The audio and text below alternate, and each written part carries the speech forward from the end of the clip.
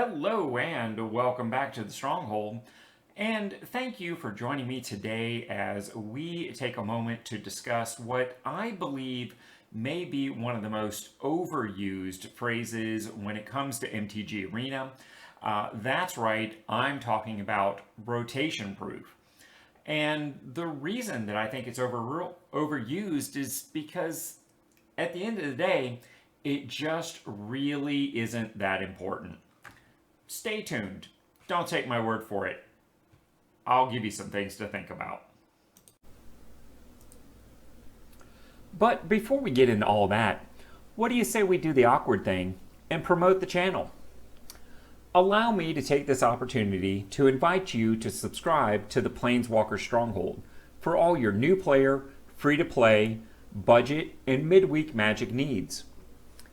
As you can see, we aren't one of these huge channels that fluctuates tons of subscribers on any given day and doesn't even notice. Around here, you matter. Just like these fine folks here, who recently subscribed to the channel and chose to make their subscription public. You see, the YouTube algorithm seems to think that budget arena content doesn't matter. And while I know I can't change that, I think we can. So click the subscribe button to support the channel and tap the bell icon so you don't miss on an upload. And build a more efficient collection along the way. Now, what were we talking about? Oh, right.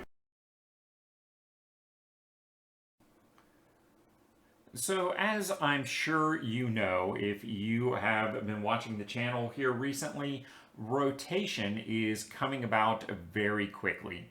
And what that means is half of standard is going to go to historic or the other eternal format explorer. And we're only going to have 5 sets in standard instead of the current 8. And rotation proof comes like all economic preparedness out of a fear of scarcity. People are afraid that when half of standard goes away as part of rotation, that they're not going to have anything to play. So they use their time and energy and resources in order to prepare for that potential catastrophe and try and be ready for it and be more ahead of the game than everyone unlike else. A lot of scarcities that can happen in a real world economy, the scarcity of decks in MTG Arena is never really going to happen. You see, a good 4, 6, maybe even 8 weeks before this rotation happens, Wizards is very likely to release the next class of new player experience decks. So they are going to give you 10 decks right off the bat that don't use any of the cards that are rotating out and use only the remaining cards in standard. In other words, every single one of these decks is going to be rotation proof. And some of them might not be great, and most of them will probably need some form of improvement, but hey, that's why we're here, is to do those things.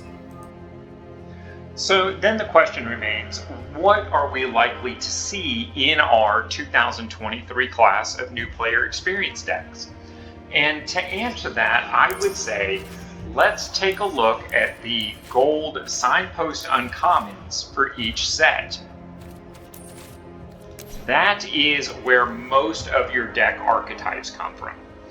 Now, when it comes to blue-white, of course, we had things like Disturb and Flashback. So perhaps another deck that focuses on casting spells outside of the traditional ways.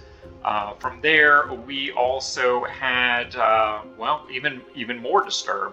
But we had the blue-white vehicle sub-archetype. I think this is going to be pretty likely to be a very minor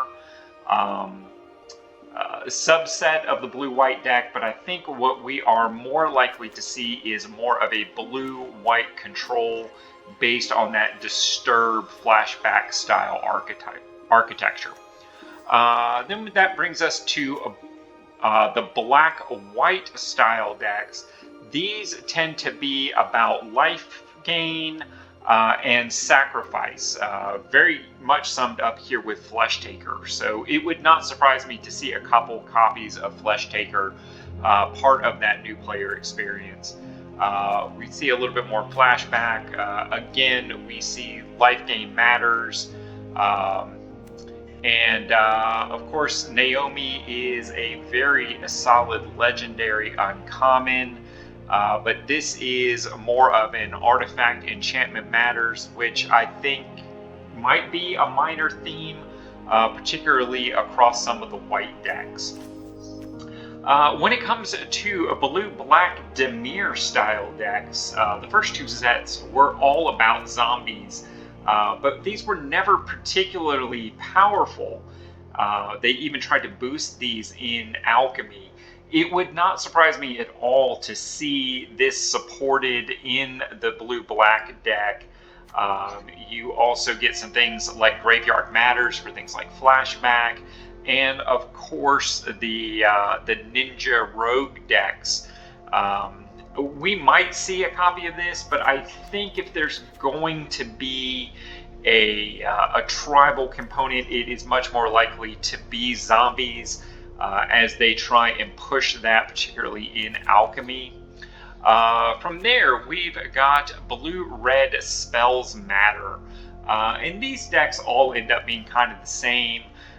We do have a sub-artifact theme with Enthusiast Mechanaut. And really, I think the strongest of these is Storm Skrillex. But we really have not seen a lot with this archetype this year. I'm not sure that next year is going to be any different, but that is more than likely what that blue-red deck is going to be. Hey, how's that for a jump cut for you? When it comes to the black-red Rakdos style decks, vampires and sacrifice are bound to be the themes of the day. What is a little less clear is what are they gonna do with the green-black deck. Personally, I think Big Butts is not going to make the cut, quite literally.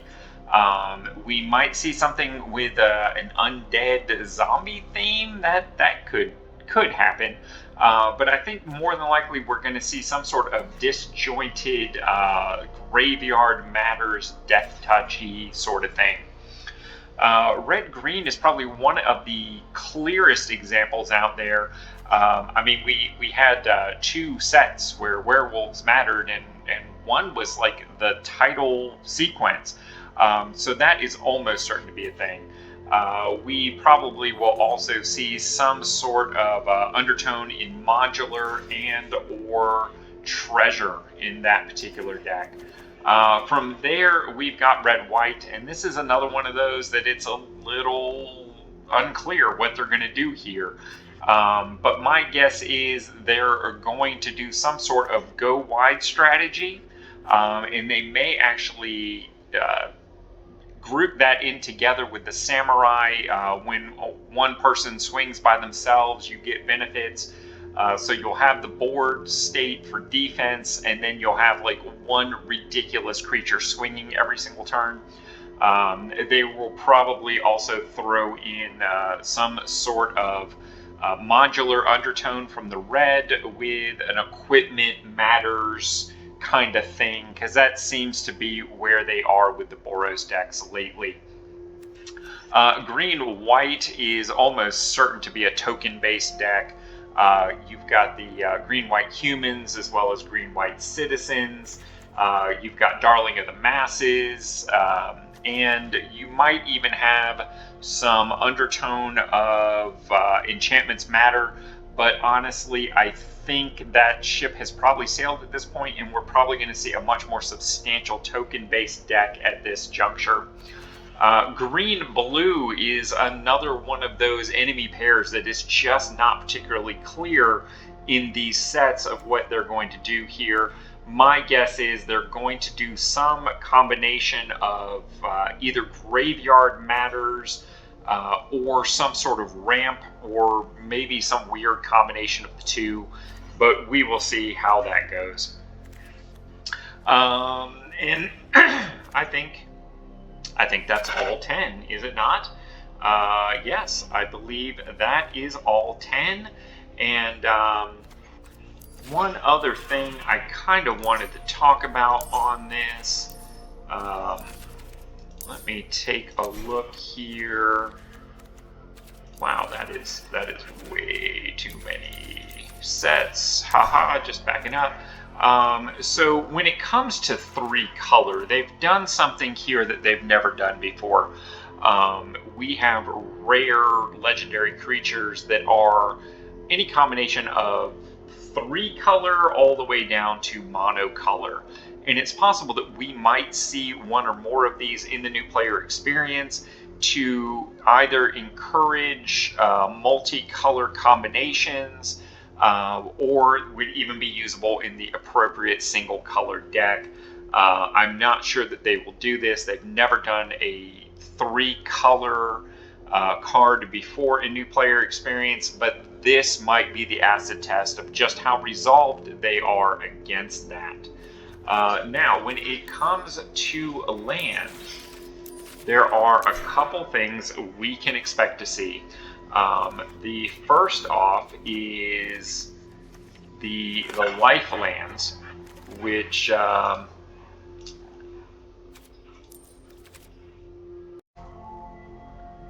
sorry about that, had to get my crap together. The life lands, here we go. So like Tranquil Cove, when this enters the battlefield tapped, you gain a life. And we will probably see complete play sets on each of those in the 10 different color combinations. The other thing I think we are very likely to see is one of each on the Innistrad rare lands that come into the battlefield tapped unless you control 2 or more other lands. Some people refer to this as the late lands. One thing I think we will not see, because of that 3-color restriction of sorts on the new player experience, is I do not think we will see the Triome lands from the recent Streets set.